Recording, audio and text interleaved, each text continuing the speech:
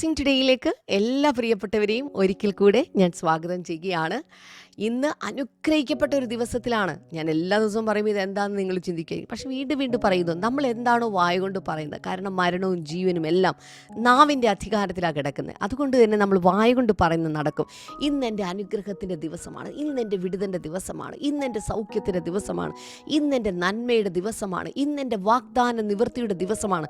ഇങ്ങനെ പറയുമ്പോൾ അത് അതുപോലെ തന്നെ സംഭവിച്ചിരിക്കും. കാരണം പറയുന്നതേ സംഭവിക്കത്തുള്ളൂ, പറയാത്തത് സംഭവിക്കണമെന്നില്ല. ഹല്ലേലൂയ. അതുകൊണ്ട് ഇന്ന് പറയുന്ന കാര്യങ്ങൾ അതുപോലെ സംഭവിക്കട്ടെ എന്ന് ഞാൻ ആശംസിക്കുകയാണ്, പ്രാർത്ഥിക്കുകയാണ്. അപ്പോൾ തന്നെ ഇന്നത്തെ നമ്മുടെ സ്പോൺസേഴ്സിന് വേണ്ടിയാണ് നമ്മൾ പ്രാർത്ഥിക്കാൻ പോകുന്ന. അടുത്തതായിട്ട് എലീറ്റ് സ്പോൺസർ പാലക്കാട് നിന്ന് സെലീന ശോഭയാണ്. Thank you sister. ഇന്ന് കൊച്ചുമകൻ അൻഷുവിൻ്റെ ജന്മദിനമാണ് നടക്കാൻ പോകുന്നത്. Happy birthday Anshul. കർത്താവ് ധാരാളമായിട്ട് അനുഗ്രഹിക്കട്ടെ. കർത്താവ് ഞങ്ങൾ ഒരുമിച്ച് പ്രാർത്ഥിക്കുന്നു. അൻഷലിന് വേണ്ടി പ്രാർത്ഥിക്കുന്നു. അപ്പോൾ തന്നെ ആയുഷിന് വേണ്ടി പ്രാർത്ഥിക്കുന്നു. അൻഷലും ആയുസും പഠിക്കുവാനുള്ള കൃപ രണ്ടുപേർക്കും ഉണ്ടാകുവാൻ, അനുഗ്രഹിക്കപ്പെട്ട ഭാവി ഉണ്ടാകുവാൻ, അതുപോലെ അവർ കടം കൊടുത്തിട്ടുള്ള രൂപ അവർക്ക് തിരികെ ലഭിക്കുവാൻ, മകൾക്കൊരു നല്ല ഭവനം ലഭിക്കുവാൻ കർത്താവെ അങ്ങയുടെ കൃപ പകരണമേ എന്ന് പ്രാർത്ഥിക്കുന്നു. അങ്ങ് പ്രാർത്ഥന കേട്ടതിനായി നന്ദി പറയുന്നു, യേശുവിൻ്റെ നാമത്തിൽ തന്നെ. ആമേൻ, ആമേൻ, ആമേൻ. കർത്താവ് ധാരാളമായിട്ട് അനുഗ്രഹിക്കട്ടെ. തുടർന്ന് അനുഗ്രഹിക്കപ്പെട്ട സന്ദേശമാണ് നമ്മൾ കേൾക്കാനായിട്ട് പോകുന്നത്. അതിനോട് മുമ്പ് ഒന്ന് രണ്ട് കാര്യം കൂടെ പറയുക. നാളെ രാവിലെയാണ് സ്പെഷ്യലായിട്ടുള്ള മീറ്റിംഗ് നടക്കുന്നത് നമ്മുടെ തിരുവനന്തപുരത്ത് വെച്ച്. ഡീറ്റെയിൽസ് എല്ലാം നിങ്ങൾക്ക് കാണാൻ സാധിക്കുന്നുണ്ട്. ദയവായി കടന്നു വരിക. നിങ്ങൾ ഓരോരുത്തരെയും നേരിട്ട് കണ്ട് പ്രാർത്ഥിക്കുവാൻ, പുതുവത്സര വാഗ്ദാന വചനങ്ങൾ നൽകുവാൻ ഒക്കെ ഞങ്ങൾ താല്പര്യപ്പെട്ടിട്ടാണ് അവിടേക്ക് കടന്നു വരുന്നത്. ദയവായി കടന്നു വരിക.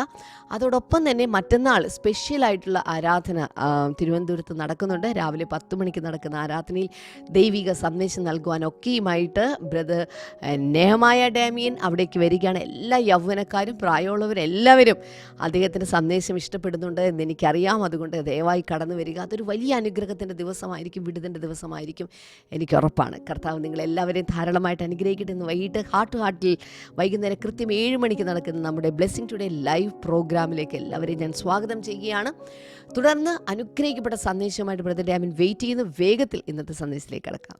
ജനുവരി 10-11 ദിവസങ്ങളിൽ ബ്ലെസ്സിംഗ് ടുഡേ ടീമായി തിരുവനന്തപുരത്തേക്ക് വരികയാണ്. കഴിഞ്ഞ ന്യൂ ഇയർ സർവീസ് കൊച്ചിയിൽ നടന്നു. It was really amazing. അവിടെ കർത്താവ് റിലീസ് ചെയ്ത അഭിഷേകം, വാഗ്ദത്തങ്ങൾ, ഒരു വലിയൊരു അത്യന്ത ശക്തിയുണ്ട്. ഇതൊക്കെ ആയിട്ടാണ് ഈ ടീം തിരുവനന്തപുരത്തേക്ക് വരുന്നത്. ജനുവരി 10-11 ശനി ഞായർ ദിവസങ്ങളിൽ രാജധാനി ഓഡിറ്റോറിയം കിഴക്കേക്കോട്ടയിലാണ് നടക്കുന്നത്. ഞാൻ നിങ്ങളുടെ വീട്ടിൽ വന്ന് വ്യക്തിപരമായി ക്ഷണിക്കുകയാണ്. Please do come. Your life will change. ഈ 2026 ആവശ്യമുള്ള സകല അനുഗ്രഹങ്ങളും ഞാൻ പറയുന്നത് പേമാരി പോലെ കർത്താവ് കോരിച്ചൊരിയുന്ന ദിവസമായിരിക്കും. ഒത്തിരി പേരെ കർത്താവ് സൗഖ്യമാക്കും. അത്ഭുതങ്ങളും അടയാളങ്ങളും, സൈൻസ് ആൻഡ് വണ്ടേഴ്സ് കർത്താവ് ചെയ്യുമെന്നാണ് ഞാൻ വിശ്വസിക്കുന്നത്. നിങ്ങൾ വിശ്വസിക്കുന്നുണ്ടെങ്കിൽ നിങ്ങൾ വരണം. നിങ്ങളുടെ ഫാമിലിയെ കൊണ്ടുവരണം, നിങ്ങളുടെ ഫ്രണ്ട്സിനെ ശത്രുക്കളെ പോലും കൊണ്ടുവരണം. കാരണം ശത്രുക്കളെ കർത്താവ് അവിടെ വെച്ചങ്ങ് മിത്രമാക്കും. So see you there.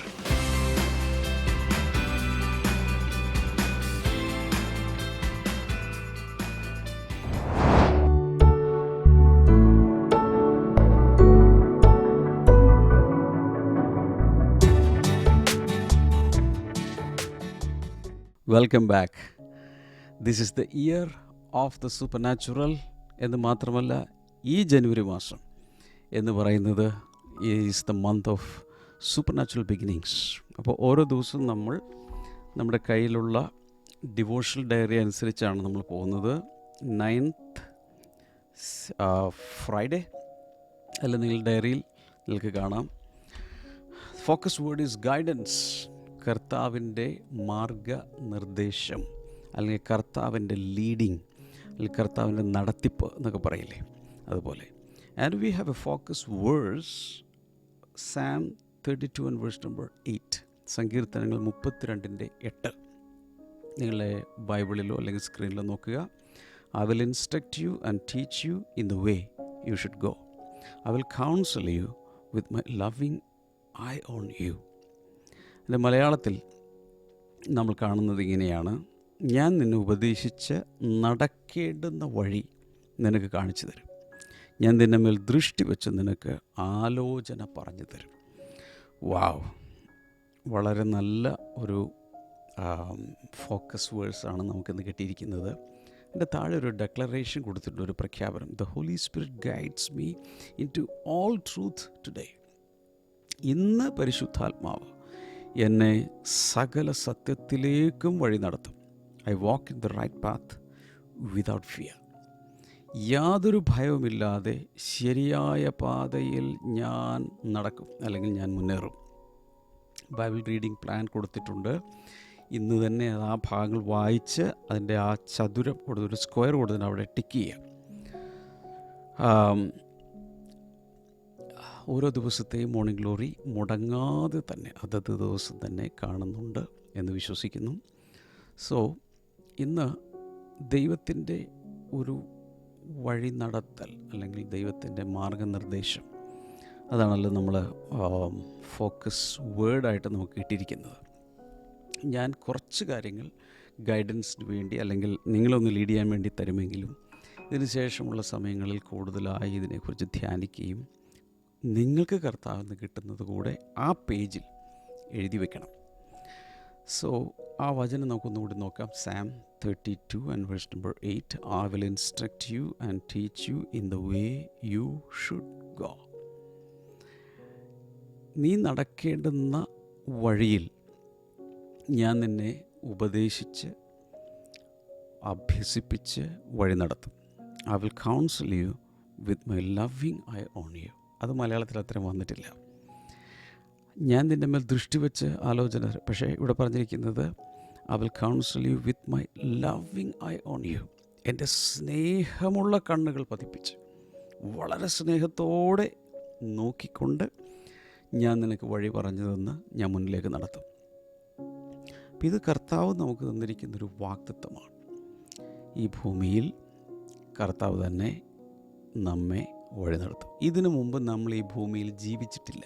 ചിലരൊക്കെ വിശ്വസിക്കുന്നത് ഇതിനു മുമ്പ് നമ്മൾ പല ജന്തുക്കളായിട്ടോ, നായ്ക്കളായിട്ടോ, ഓന്തായിട്ടോ, കഴുതയായിട്ടോ ഒക്കെ ജനിച്ച് വന്നതാണെന്നും ഇതിന് ശേഷം ഇതുപോലെ തന്നെ റീസൈക്ലിങ്ങും റീബർത്തും ഒക്കെ ഉണ്ടെന്ന് വിശ്വസിക്കുന്ന പലരുമുണ്ട്. പക്ഷേ ബൈബിളിൽ അതിന് തെളിവില്ല. അല്ലെങ്കിൽ തന്നെ നമുക്കറിയാം ഇതൊക്കെ വെറും അന്ധവിശ്വാസങ്ങളാണ്. നമ്മളിതിനു മുമ്പ് ഈ ഭൂമിയിൽ ജീവിച്ചിട്ടില്ല. ഇതിന് ശേഷം നമ്മൾ ഇവിടുന്ന് പോവുകയും ചെയ്യും. അപ്പം നമുക്ക് തന്നിരിക്കുന്നൊരു വിൻഡോ, നമുക്ക് തന്നിരിക്കുന്ന ഒരു ആയുസ്സിൽ കർത്താവ് പറയുന്നത് ഞാൻ നിൻ്റെ കൈക്ക് പിടിച്ച് വഴി നടത്തി കൊണ്ടുപോകാം. സോ പ്രാക്ടിക്കലി ഇതെങ്ങനെയാണ് സംഭവിക്കുന്നത്? ഇതിലത്തെ ഏറ്റവും പ്രധാനപ്പെട്ട ഹൈലൈറ്റ് ചെയ്യേണ്ട ഒരു ഭാഗമാണ് വിത്ത് my loving eye on you. എൻ്റെ സ്നേഹത്തോടുകൂടിയ കണ്ണുകൾ നിൻ്റെ മേൽ പതിപ്പിച്ച്, അല്ലെങ്കിൽ സ്നേഹത്തോടെ ദൃഷ്ടി വെച്ച് ഞാൻ നിന്നെ വഴി നടത്താം എന്നാണ് പറയുന്നത്. അതിൻ്റെ അർത്ഥം this is not automated, this is not autopilot. ഇത് അങ്ങ് സെറ്റ് ചെയ്ത് വെച്ചിട്ട് അങ്ങ് വിടുകയല്ല.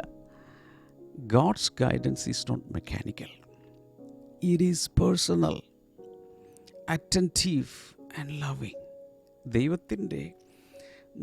ദൈവം നമ്മെ വഴി നടത്തുന്നത് വളരെ വ്യക്തിപരമായി, അപ്പോൾ തന്നെ ശ്രദ്ധിച്ച് ആ വ്യക്തിക്ക് പേഴ്സണൽ അറ്റൻഷൻ കൊടുത്ത് സ്നേഹത്തോടെ. 3 കാര്യങ്ങളാണ്. വളരെ വ്യക്തിപരമാണ്, വളരെ ശ്രദ്ധയോടുകൂടിയാണ്, സ്നേഹത്തോടു കൂടിയാണ്. ഈ രീതിയിൽ ഞാൻ നിന്നെ വഴി നടത്താം എന്നാണ് കർത്താവ് പറയുന്നത്. ഇനി ഈ ഗൈഡൻസ് ഈസ് ഗോഡ്സ് പ്രോമിസ്. ഈ ദൈവം നമുക്ക് തന്നൊരു വാഗ്ദാനമാണ്. അതല്ലാതെ ഒരു ഗസ് വർക്കിൻ്റെ മേൽ നമ്മൾ ജീവിക്കുകയല്ല. ഊഹാപോഹം ഇങ്ങനെയായിരിക്കും അങ്ങനെയായിരിക്കും എന്ന് ഗസ് ചെയ്ത് പറയില്ലേ, ഗസ് അടിച്ചു പോകുക എന്ന് പറയില്ലേ, അങ്ങനെ പോകുന്നൊരു പരിപാടിയല്ല. This is God's clear promise. വളരെ വ്യക്തമായി കർത്താവ് പറയാം. കർത്താവ് പറയാം ഐ വിൽ ഇൻസ്ട്രക്റ്റ് യു. അതിൻ്റെ അർത്ഥം കർത്താവിന് നമുക്ക് ഇൻസ്ട്രക്ഷൻസ് തരാൻ കഴിയും. സോ ഈ മാസം, ഈ വർഷം ഒരു സൂപ്പർ നാച്ചുറൽ ലിവിങ് എന്ന് പറയുമ്പോൾ ഒരു സൂപ്പർ നാച്ചുറൽ ഗൈഡൻസ് അതിനകത്ത് ഉൾപ്പെട്ടിട്ടുണ്ട്. വഴി തെറ്റാതെ കൃത്യമായ തീരുമാനങ്ങളെടുത്ത് അതത് ചുവടുകൾ വെച്ച് കൃത്യമായി മുന്നിലേക്ക് പോകാൻ നാച്ചുറൽ അല്ലാത്ത, മാനുഷിക ഉപദേശമല്ലാതെ മറ്റൊരു രീതിയിൽ ദൈവം നമുക്ക് ഉപദേശം തന്ന് നടത്താൻ ദൈവത്തിൻ്റെ ഒരു ഓഫർ മുന്നിലേക്ക് വച്ചിരിക്കുകയാണ്. എത്ര പേർ സ്വീകരിക്കും? സ്വീകരിക്കുന്നവർ ദയവായി നിങ്ങളുടെ ലൈവ് ചാറ്റിലോ അല്ലെങ്കിൽ കമൻറ്റ് സെക്ഷനിലോ I receive God's guidance type ചെയ്യുക. ദൈവത്തിൻ്റെ മാർഗനിർദ്ദേശത്തെ ഞാൻ സ്വീകരിക്കുന്നു. പെട്ടെന്ന് ടൈപ്പ് ചെയ്തിടുക. ഒരാൾ തന്നെ പല പ്രാവശ്യം ഇടുക. Keep on typing. അതെല്ലാവരും കാണട്ടെ. ദൈവത്തിൻ്റെ മാർഗനിർദ്ദേശത്തെ ഞാനിപ്പോൾ സ്വീകരിക്കുന്നു, എൻ്റെ ലൈഫിലേക്ക് സ്വീകരിക്കുന്നു. ഇനി ദൈവം എങ്ങനെയാണ് വഴി നടത്തുന്നത് എന്നുള്ളത് നമുക്ക് ആദ്യം അറിയണം. So God guides step by step. കർത്താവിൻ്റെ ഒരു പ്രത്യേകതയാണ്, ഓരോ ചുവടുകൾ വീതമാണ് കർത്താവ് നമ്മെ വഴി നടത്തുന്നത്. Not all at once. എല്ലാം കൂടെ ഒരുമിച്ച് കർത്താവ് തരാറില്ല. അടുത്ത സ്റ്റെപ്പ് എന്താണ്, അതെടുത്ത് കഴിയുമ്പോൾ അടുത്ത സ്റ്റെപ്പ് എന്താണ്, അത് കഴിയുമ്പോൾ അടുത്ത സ്റ്റെപ്പ്. Step by step. എല്ലാവരും ഒന്ന് പറഞ്ഞേ, സ്റ്റെപ്പ് ബൈ സ്റ്റെപ്പ്. അത് ടൈപ്പ് ചെയ്യുക, എല്ലാവരും ടൈപ്പ് ചെയ്യുക. ലൈവ് ചാറ്റിലിടാം, കമൻറ്റ് സെക്ഷനിലിടാം. Step by step. ഇതാണ് ദൈവത്തിൻ്റെ ഒരു രീതി. അതിൻ്റെ അർത്ഥം ജീവിതാവസാനം വരെയുള്ള എല്ലാ കാര്യങ്ങളും കൂടെ ഒരുമിച്ച് കർത്താവ് പറയാറില്ല. പകരം അടുത്ത സ്റ്റെപ്പ് എന്താണ്, അടുത്ത സ്റ്റെപ്പ് എന്താണ്, ആ കാര്യമാണ് കർത്താവ് നമ്മളോട് പറയുന്നത്. അതിൻ്റെ അർത്ഥം God's guidance is often progressive. ദൈവം നമ്മളെ നടത്തുന്നത് പുരോഗമനോന്മുഖമായ രീതിയിലാണ്. എന്ന് വെച്ചാൽ കുറേശ്ശെയായി പുരോഗമിച്ചു വരും തോറും കൂടുതൽ കൂടുതൽ കാര്യങ്ങൾ പറഞ്ഞ് അങ്ങനെയാണ് കർത്താവ് നമ്മളെ നടത്തുന്നത്. അത് എൻറ്റയർ ജേണി ഒരിക്കലും കർത്താവ് വെളിപ്പെടുത്താറില്ല. എവിടെ എത്തേണ്ടതെന്നൊക്കെ പറയും, പക്ഷേ നോർമലി അതിന് ഇടയിലുള്ള റൂട്ട്സ് കർത്താവ് സാധാരണ തരാറില്ല. ഇതെന്തിനെന്ന് ചോദിച്ചാൽ he's trying to protect us from pride, fear and overconfidence. ചില സമയത്ത് എല്ലാം കൂടി നമ്മൾ അറിഞ്ഞു കഴിഞ്ഞാൽ ചിലപ്പോൾ അഹങ്കരിക്കുകയോ, അല്ലെങ്കിൽ എല്ലാം അറിഞ്ഞു കഴിഞ്ഞാൽ നമ്മൾ ചിലപ്പോൾ പെട്ടെന്നങ്ങ് ഭയപ്പെട്ടു പോകും, അല്ലെങ്കിൽ ഓവർ ഇതൊക്കെയുള്ളൂ. അങ്ങനെ പലത് വരാം. ഒരു എക്സാമ്പിൾ പറയുവാണെങ്കിൽ, ഇസ്രായേൽ മക്കളോട് കർത്താവ് പറയുവാണ്, നിങ്ങളിറങ്ങുക, പാലും തേനും ഒഴുകുന്ന രാജ്യത്ത് ഞാൻ നിങ്ങളെ കൊണ്ടുപോയി എത്തിക്കാം. നിങ്ങളുടെ പിതാക്കന്മാരോട് ഞാൻ വാഗ്ദത്തം ചെയ്തതുപോലെ വളരെ പ്രോസ്പെറസ് ആയിട്ടുള്ള ഒരു രാജ്യത്ത് ഞാൻ നിങ്ങളെ കൊണ്ടുപോയി എത്തിക്കാം. പാലും തേനും ഒഴുകുന്ന നാട് എന്ന് പറഞ്ഞതിൻ്റെ അർത്ഥം അവിടെ നിലത്തൂടെയൊക്കെ ഇങ്ങനെ പാൽ ഒഴുകിക്കൊണ്ടിരിക്കുന്നു, തേൻ ഒഴുകിക്കൊണ്ടിരിക്കുന്നു എന്നല്ല എൻ്റെ അർത്ഥം. പ്രോസ്പെറസ് ലാൻഡ് എന്നാണ് എൻ്റെ അർത്ഥം. ഫലഭൂയിഷ്ടമായ, വളരെ മെച്ചപ്പെട്ട, ധാരാളം ഫലമുളവാകുന്ന, അല്ലെങ്കിൽ ധാരാളം സസ്യലതാദികൾ വളർത്തിയെടുക്കാവുന്ന ഫലഭൂയിഷ്ടമായ ഫെർട്ടൈൽ ലാൻഡ് എന്നാണ് അതിൻ്റെ അർത്ഥം. ഓൾറൈറ്റ്. അത് കർത്താവ് പറഞ്ഞെങ്കിലും ആ പോകുന്ന വഴിക്കുള്ള ദുർഘടങ്ങളെക്കുറിച്ച് കാര്യമായൊന്നും കർത്താവ് പറഞ്ഞില്ല. ഉദാഹരണത്തിന്, ഇവരവിടെ നിന്ന് പെസഹ രാത്രിയിലെല്ലാം ചെയ്ത് പുറത്തേക്ക് ഇറങ്ങുമ്പോൾ വലിയ പ്രതീക്ഷയോടുകൂടി എങ്ങോട്ടാണ് പോകുന്നത്? പാലും തേനും ഒഴുകുന്ന നാട്ടിലേക്ക്. അവരുടെ സ്വപ്നങ്ങൾ എന്തായിരുന്നു? ഭയങ്കര പക്ഷേ ആദ്യമേ വന്നത് എന്താണെന്നറിയാമോ? ചെങ്കടൽ. ആ ചെങ്കടലിൻ്റെ മുമ്പിൽ ചെന്ന് നിൽക്കുമ്പോൾ ഇനി എങ്ങനെ മറുകരയ്ക്ക് പോകുമെന്നുള്ളതാണ്. സാവധാനം എങ്ങനെയെങ്കിലും അപ്പുറത്ത് പോകാം. അപ്പോഴേക്കാണ് ഫറവോൻ്റെ രഥങ്ങൾ, കുതിരപ്പടകളെല്ലാം കൂടെ വന്ന് ഇവരെ ആക്രമിച്ച് കീഴടക്കാനോ തിരിച്ചു കൊണ്ടുപോകാനോ കുളമ്പടി ശബ്ദം കേൾക്കാം. അവർ ട്രാപ്ഡായി പോയി. അപ്പുറത്തും ഇപ്പുറത്തുമൊക്കെ ഒരു ഭാഗത്ത് ഭയങ്കരമായ മരുഭൂമി, മറ്റൊരു ഭാഗത്ത് പർവ്വത നിരകളുമാണ്. ഇതിനിടയിൽ അവർ പെട്ടുപോയി. ഒരു വശത്തേക്കും അവർക്ക് തിരിഞ്ഞോടാൻ സാധ്യമല്ല. ബാൽസിഫോൻ പർവ്വത നിരകളാണ് ഒരു ഭാഗത്ത്, അപ്പുറത്ത് മണലാരണ്യങ്ങളാണ്, മുമ്പിൽ ചെങ്കടലാണ്. എല്ലാറ്റിനും മുമ്പിൽ പെട്ടുപോയി. നമ്മൾ സാധാരണ പറയുന്നത് മുമ്പോട്ടും പോകാൻ വയ്യ, പുറകോട്ടും പോകാൻ വയ്യ, അല്ലെങ്കിൽ ചെകുത്താനും ചെങ്കടലിനും മധ്യ എന്നൊക്കെ നമ്മൾ പറയാറുണ്ട്. പക്ഷേ ഇതല്ല. ഇടത്തോട്ടോ വലത്തോട്ടോ ഒരു സ്ഥലത്തേക്ക് അവർക്ക് പോകാൻ സാധ്യമല്ല. ഇത് അവരിറങ്ങുന്ന സമയത്ത് അറിയാമായിരുന്നു? നോ.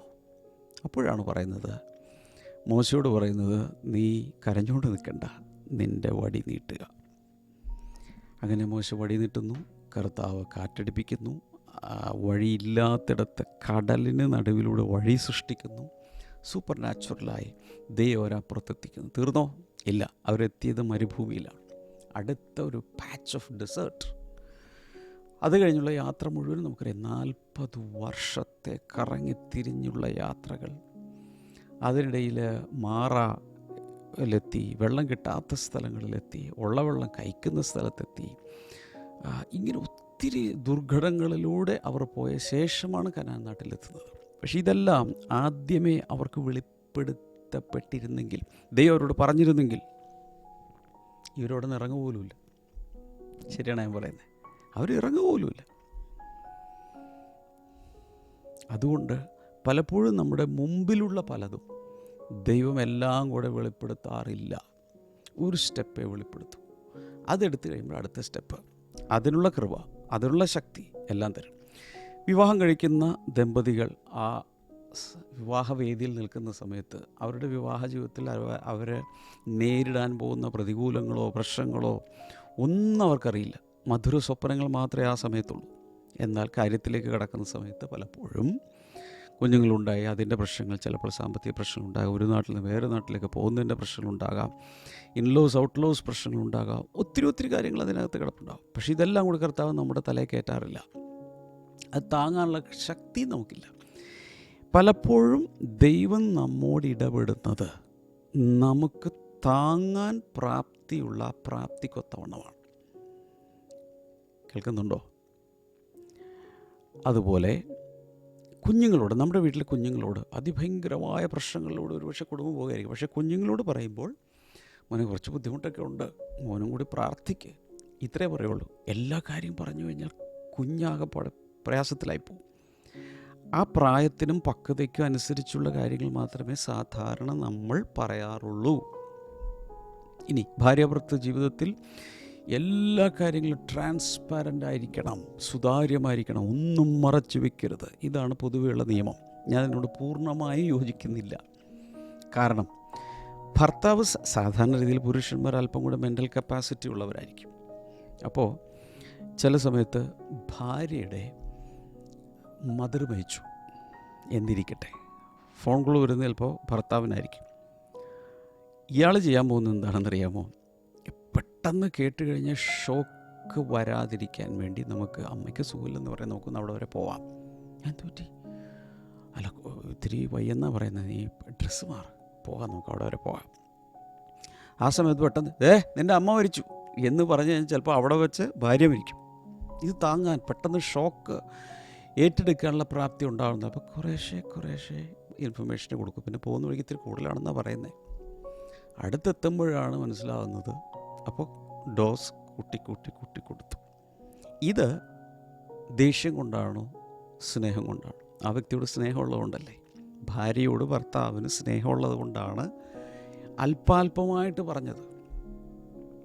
അതല്ലെങ്കിൽ പലപ്പോഴും പല ഭർത്താക്കന്മാരുടെ ജീവിതത്തിൽ അവരനുഭവിക്കുന്ന വലിയ ബിസിനസ്സിലെ പ്രശ്നങ്ങൾ, എല്ലാ കാര്യങ്ങളും ഭാര്യയോട് പറയാറില്ല.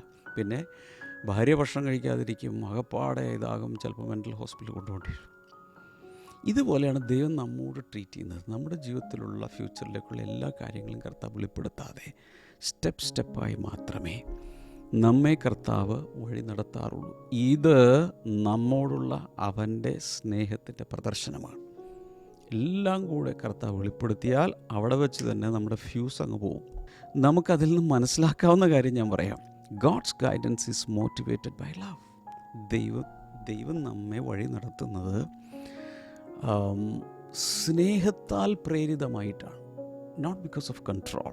ദേഷ്യം കൊണ്ടല്ല, നമ്മളങ്ങ് കൺട്രോൾ ചെയ്യാൻ വേണ്ടിയിട്ടില്ല. അതാണ് അവിടെ പറയുന്നത്, I will counsel you with my loving eye on you. എൻ്റെ സ്നേഹമുള്ള കണ്ണുകൾ നിൻ്റെ മേൽ വെച്ച് ഞാൻ വഴി നടത്തും. ചില സമയത്ത് കർത്താവ് നമ്മളോട് പറയും വെയിറ്റ്, ജീവിതത്തിൽ വെയിറ്റ് ചെയ്യാൻ പറയും. That is love. ആ സമയത്ത് പെട്ടെന്ന് എടുത്ത് ചാടിയാൽ അത് അപകടകരമാകാം. ചില സമയത്ത് കർത്താവ് പറയും സ്റ്റോപ്പ്, പോകരുത്. സ്റ്റോപ്പ് സിഗ്നലായിരിക്കും കാണിക്കുന്നത്. It is out of love. ചില സമയത്ത് കർത്താവ് പറയും മൂവ് ഫോർവേഡ്, ഇപ്പോൾ പോവുക, green signal. It is out of love. അപ്പോൾ വെയിറ്റ് എന്ന് പറഞ്ഞാലും സ്റ്റോപ്പ് എന്ന് പറഞ്ഞാലും മൂവ് എന്ന് പറഞ്ഞാലും അതിൻ്റെ എല്ലാം പുറകിൽ എന്താണെന്ന് നമ്മൾ മനസ്സിലാക്കണം. ദൈവത്തിൻ്റെ സ്നേഹമാണ്. ഈ പൗലോസിനോട് കർത്താവ് പറയുന്നൊരു ഭാഗമുണ്ട്, ആസിയിൽ വചനം പ്രസംഗിക്കരുത്, അഥവാ do not preach the gospel in Asia. അപ്പോൾ ഇവിടെ ഒരു വലിയൊരു കൺഫ്യൂഷൻ വരും.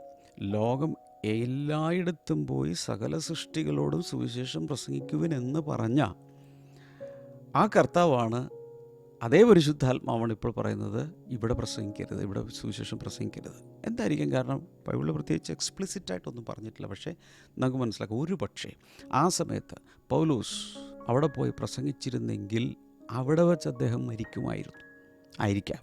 എന്തെങ്കിലും അപകടം അവിടെ കാണും. ഒരുപക്ഷെ അദ്ദേഹത്തിന് വീണ്ടും ചില ലേഖനങ്ങൾ എഴുതി തീർക്കാനുണ്ട്. വേറെ പല രാജാക്കന്മാരുടെ മുമ്പിൽ സാക്ഷ്യത്തിന് വേണ്ടി നിൽക്കാനുണ്ട്. സഭകൾ സ്ഥാപിക്കാനുണ്ട്. ശുശ്രൂഷകരെ എഴുന്നേൽപ്പിക്കാനുണ്ട്. ഇതെല്ലാം പെൻഡിങ്ങിൽ കിടക്കുകയാണ്. ഇപ്പോൾ ലൈഫ് തീർന്നിട്ടില്ല, ഓട്ടം ഓടി തികച്ചിട്ടില്ല. അതുകൊണ്ട് കർത്താവ് പറഞ്ഞു ഇപ്പോൾ പ്രസംഗിക്കുന്നു. മറ്റൊരു ഘട്ടത്തിൽ ആ വഴി ദൈവം മറ്റൊരു പദ്ധതി ഒരുക്കും. എന്നാൽ അവിടെ നിന്നും മാസിഡോണിയയിലേക്കാണ് കർത്താവ് വിട്ടത്. അപ്പോൾ അങ്ങോട്ടുള്ള കാര്യത്തിൽ വെയിറ്റ് വന്നു, സ്റ്റോപ്പ് വന്നു, മൂവ് വന്നു. ഇതെല്ലാം സ്നേഹത്തോടെ കർത്താവ് തൻ്റെ ദൃഷ്ടി വെച്ച് പരിപാലിക്കുന്നതിൻ്റെ അടയാളങ്ങളാണ്. ഇത് കാണുന്ന എല്ലാവരോടും ഞാൻ പറയുക, കർത്താവ് നമ്മളെയും അങ്ങനെ തന്നെയാണ് നടത്തുന്നത്. ചിലരുടെയൊക്കെ പരിശുദ്ധാത്മാവ് വിരൽ ചൂണ്ടി പറയുക, നിങ്ങളുടെ ലൈഫിൽ പലപ്പോഴും പലതും ഡിലേ വന്നു, വെയിറ്റ് ചെയ്യേണ്ടി വന്നു. അത് പരിശുദ്ധാത്മാവിൻ്റെ ദൈവത്തിൻ്റെ സ്നേഹത്തിൻ്റെ പ്രദർശനമായിട്ട് വേണം കാണാൻ. പലയിടത്ത് സ്റ്റോപ്പ് സിഗ്നൽ കിട്ടി, മുന്നോട്ട് പോകാൻ പറ്റിയില്ല. അതും കർത്താവിൻ്റെ സ്നേഹത്തിൻ്റെ ഒരു പ്രദർശനമാണ്. ചില സമയത്ത് കർത്താവ് നമ്മൾ മുന്നോട്ട് വിടുന്നു, അതും കർത്താവിന് നമ്മളുള്ള സ്നേഹത്തിൻ്റെ പ്രദർശനമാണ്. ദൈവം നമ്മുടെ ഉള്ളിൽ സംസാരിക്കുമ്പോൾ നമ്മുടെ ഉള്ളിൽ സ്റ്റെപ്പുകൾ എടുക്കാൻ ഉള്ള ഭയം അങ്ങ് മാറിപ്പോകും. ദൈവത്തിൽ നിന്നും ഒരു മാർഗനിർദ്ദേശമുണ്ടെങ്കിൽ ചുവടുകളെടുക്കാൻ ധൈര്യം വരും. കാരണം കർത്താവ് നമ്മുടെ ഒരു ശബ്ദം നമ്മൾ കർത്താവിൽ നിന്ന് കേട്ട് കഴിയുമ്പോൾ ഫിയർ ലൂസസ് ഇറ്റ്സ് പവർ. നമ്മുടെ മേലുള്ള ഭയത്തിൻ്റെ ശക്തി നഷ്ടപ്പെട്ടു പോകും. Anxiety quiets down. എല്ലാ ടൈപ്പ് ഈ ആകാംക്ഷയും എല്ലാം മാറിപ്പോവും. Confidence rises. നമ്മുടെ അകത്ത് ഭയങ്കരമായ ഒരു ആത്മധൈര്യം ഉണ്ടാകും. അപ്പോൾ ഈ വർഷം ഞാൻ നിങ്ങളെ കണ്ണിൽ നോക്കി പറയുകയാണ്, without panic, without confusion, without regret, യാതൊരു സംഭ്രമവുമില്ലാതെ, യാതൊരു ആശയക്കുഴപ്പവുമില്ലാതെ, യാതൊരു ഖേദവുമില്ലാതെ കൃത്യമായ തീരുമാനങ്ങളെടുത്ത് മുന്നിലേക്ക് പോകാൻ കർത്താവ് നമ്മെ സഹായിക്കും. ഈ ഇസ്രായേൽ മക്കളെ മരുഭൂമിയിലൂടെ നടത്തിക്കൊണ്ടുപോയതിനെക്കുറിച്ച് വളരെ സവിസ്തരമായ പുറപ്പാട് പുസ്തകത്തിൽ എഴുതിയിട്ടുണ്ട്. അവിടെ കാണുന്നൊരു പ്രത്യേകത എന്ന് പറയുന്നത് വിസിബിൾ വെയിൽ, അതായത് ഈ കണ്ണുകൾ കൊണ്ട് കാണാവുന്ന രീതിയിൽ ഒരു പില്ലർ ഓഫ് ക്ലൗഡും പില്ലർ ഓഫ് ഫയറും അവർക്കുണ്ടായിരുന്നു. എന്ന് വെച്ചാൽ ഒരു മേഘത്തൂണും ഒരു അഗ്നിത്തൂണും അവരെ വഴി നടത്തി. അപ്പോൾ അതിൽ തന്നെ ഇസ്രായേൽ മക്കളുടെ കയ്യിൽ ഒരു മാപ്പില്ല, ഒരു റൂട്ട് മാപ്പില്ല. പക്ഷേ ഈ മേഘത്തൂണും അഗ്നിത്തൂണുമാണ് അവർ വഴി നടത്തുന്നത്. അതുപോലൊരു ക്ലൗഡ് മുകളിലുണ്ടായിരുന്നു. ആ ക്ലൗഡ് മൂവ് ചെയ്യുന്നതിനനുസരിച്ചാണ് ഇവർ പൊയ്ക്കൊണ്ടിരുന്നത്. മാത്രമല്ലൊരു നൈറ്റ് മോഡും ഡേ മോഡും ഉണ്ടായിരുന്നു. ഈ മേഘത്തൂണും അഗ്നിത്തൂണും രാത്രിയാകുമ്പോൾ സ്വിച്ച് ചെയ്യും, അതിൻ്റെ സ്ഥാനം മാറും. അപ്പോൾ അവർക്ക് കുറേ വെളിച്ചവും കിട്ടും, ഗൈഡൻസും കിട്ടും. ഇങ്ങനെ പകല് മേഘസ്തംഭവും രാത്രിയിൽ അഗ്നിസ്തംഭവുമാണ് ഇവരെ വഴി നടത്തിക്കൊണ്ടിരുന്നത്. അങ്ങനെ അപ്പോൾ ചുറ്റുമുള്ള സകല രാജ്യക്കാർക്കും അത് കാണാം. ഇവർ പ്രത്യേക ജനത, ഒരു കൂട്ടം മനുഷ്യർ എന്ന് പറയുക, ഒരു കൂട്ടം എന്ന് പറഞ്ഞാൽ ചെറിയ കൂട്ടം, 10-30 ലക്ഷം ആളുകൾ ഒരു മേഘത്തൂണും അഗ്നിത്തൂണും അവരിങ്ങനെ ലീഡ് ചെയ്ത് എസ്കോർട്ട് പോലെ കൊണ്ടുപോവുകയാണ്. പൈലറ്റ് വെഹിക്കിൾ പോകുന്നത് പോലെ പോവുകയാണ്. ഇത് ദിവസവും അവർ അനുഭവിച്ചുകൊണ്ടിരുന്നു. ദിവസവും അവർക്ക് ഇത് അനുഭവവേദ്യമായി മാറി. നമ്മൾ ഏതെങ്കിലും ഒരു പരിചയമില്ലാത്ത രാജ്യത്ത് പോകുമ്പോൾ നമുക്ക് ഏറ്റവും കൂടുതൽ സഹായമായി മാറുന്നത് എന്താണെന്നറിയാമോ? അവിടെയുള്ളൊരു ഗൈഡാണ്. ഞങ്ങൾ ഇന്ന് ഓർക്കുന്നു, വർഷങ്ങൾക്ക് മുമ്പ് ഞാനും ക്ഷമ സിസ്റ്ററും ചൈനയിൽ പോയ സമയത്ത് എയർപോർട്ടിൽ ഇറങ്ങിയ ആ സമയം മുതൽ 2 പേർ ഞങ്ങളോടൊപ്പം ഉണ്ടായിരുന്നു. ഒരു ഇന്ത്യക്കാരനും ഒരു ചൈനീസ് വംശജയായ ഒരു പെൺകുട്ടിയും. അപ്പോൾ ഇന്ത്യക്കാരനോട് ഞങ്ങൾ ഇംഗ്ലീഷിൽ സംസാരിക്കുമ്പോൾ ഈ പെൺകുട്ടി ചൈനീസ് ഭാഷയിൽ ഇപ്പോൾ ഏതെങ്കിലും ഒരു സ്ഥലത്ത് ചെല്ലുമ്പോൾ സംസാരിച്ചോളും. അപ്പോൾ ഇംഗ്ലീഷ് അറിയാവുന്ന ആളും ചൈനീസും ഇംഗ്ലീഷും അറിയാവുന്ന ഒരാളും കൂടെയുണ്ട്. ഇവർ ഞങ്ങൾ പോകുന്ന സ്ഥലങ്ങളിലെല്ലാം ഇപ്പോഴും കൂടെ ഒന്ന് തിരിച്ച് എയർപോർട്ടിൽ വരുന്നത് വരെ ഇവർ കൂടെ ഉണ്ടായിരുന്നു. അതുകൊണ്ട് ഞങ്ങൾക്കൊന്നും അറിയേണ്ട ആവശ്യമില്ല. അവർ പറയുന്നതനുസരിച്ച് പുറകെ പോയാൽ മാത്രം മതി. ഇതുപോലെ കർത്താവിൻ്റെ പരിശുദ്ധാത്മാവ് നമ്മെ ഈ വർഷം വഴി നടത്തും. എത്ര പേർക്ക് വേണം? How many of you are really interested? ഈ ദൈവിക നടത്തിപ്പിൽ ജീവിക്കാൻ കർത്താവ് ഒരു വലിയ ഭാഗ്യം നമുക്ക് തന്നിരിക്കുക. റോമാലേഖനം 8:14 പറയുന്നത് ദൈവാത്മാവ് നടത്തുന്നവരെവരും ദൈവത്തിൻ്റെ മക്കളാവും. ഞാൻ ഈ കഴിഞ്ഞ ന്യൂ ഇയർ സർവീസിൽ പറഞ്ഞൊരു കാര്യം ഞാൻ ഓർക്കുകയാണ്. നമ്മുടെ കയ്യിൽ ബൈബിൾ ഉണ്ടെന്നിരിക്കട്ടെ. Suppose this is the Bible, അത് പ്രിൻ്റഡ് ബൈബിൾ ആണെന്നിരിക്കട്ടെ. ഇതാണ് നമ്മുടെ പ്രിൻ്റ് ചെയ്ത് കിട്ടിയിരിക്കുന്ന റൂട്ട് മാപ്പെങ്കിൽ നമ്മുടെ അകത്ത് ദൈവത്തിൻ്റെ പരിശുദ്ധാത്മാവുണ്ട് അല്ലേ? ആ പരിശുദ്ധാത്മാവാണ് നമ്മുടെ GPS.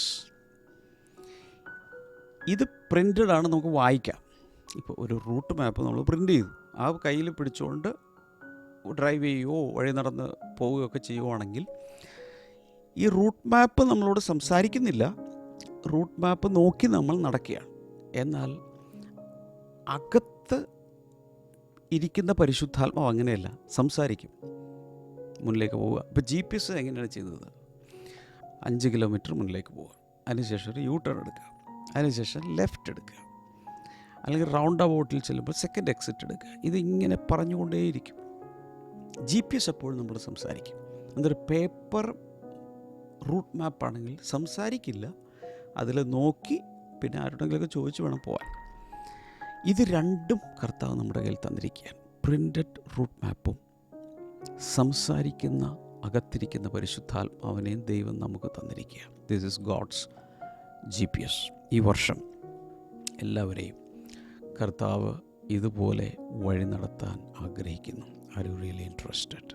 ഞാൻ പ്രാർത്ഥിക്കും, കൈനീട്ട്. കർത്താവെ, ജനങ്ങൾക്കായി ഈ ഒരു വലിയ ഗൈഡൻസ് ഉണ്ടാകേണ്ടതിനെ ഞാൻ പ്രാർത്ഥിക്കുന്നു. അങ്ങയുടെ നാമത്തിൽ ജനങ്ങളെ ബ്ലസ് ചെയ്യും. ഇന്നു മുതൽ ഈ ഗോഡ്സ് GPS ഇവരുടെ ലൈഫിൽ ആക്ടിവേറ്റഡ് ആകട്ടെ. ദൈവസ്വരം കേൾക്കട്ടെ. ഇടത്തോ വലത്തോ മുന്നിലേക്കോ എന്താണോ വ്യക്തമായ ദൈവസ്വരം, വഴി നടത്തണമേ. വഴി ഇതാകുന്നു, ഇതിലേ നടന്നുകൊള്ളുമെന്ന് പറയുന്ന ദൈവശബ്ദം കേൾക്കട്ടെ. അപ്പോൾ തന്നെ യേശുവിൻ്റെ നാമത്തിൽ ആസ്മ രോഗികൾ ഇപ്പോൾ സൗഖ്യമാകട്ടെ in the mighty name of Jesus. അതുപോലെ ചെവിക്കകത്ത് നിന്ന് എന്തൊക്കെയോ ഫ്ലൂയിഡ് പുറത്തേക്ക് വരുന്ന നിങ്ങൾക്കവിടെ കൈവെക്കാം. യേശുവിൻ്റെ നാമത്തിൽ പരിപൂർണമായൊരു സൗഖ്യം ഉണ്ടാകട്ടെ in the name of Jesus. അതുപോലെ മൈഗ്രെയിൻ ഹെഡേക്സ്, അതിഭയങ്കരമായ പെയിൻ, ജോയിൻറ്റ് പെയിൻ, അങ്ങനെയുള്ളതെല്ലാം സൗഖ്യമാകട്ടെ. കുഞ്ഞുങ്ങളില്ലാത്ത കുഞ്ഞുങ്ങളുണ്ടാകട്ടെ. കൈനീട്ടി പിടിക്കുമ്പോൾ ഏത് വിഷയത്തിലും ഒരു വലിയ വിടുതൽ കർത്താവ് കൽപ്പിച്ചതിനായി നന്ദി. ഇൻ ജീസസ് നെയിം ആമേൻ. എല്ലാവരെയും കർത്താവ് ധാരാളം അനുഗ്രഹിക്കട്ടെ. നാളെ നമുക്ക് വീണ്ടും കാണാം. God bless you. ബൈ.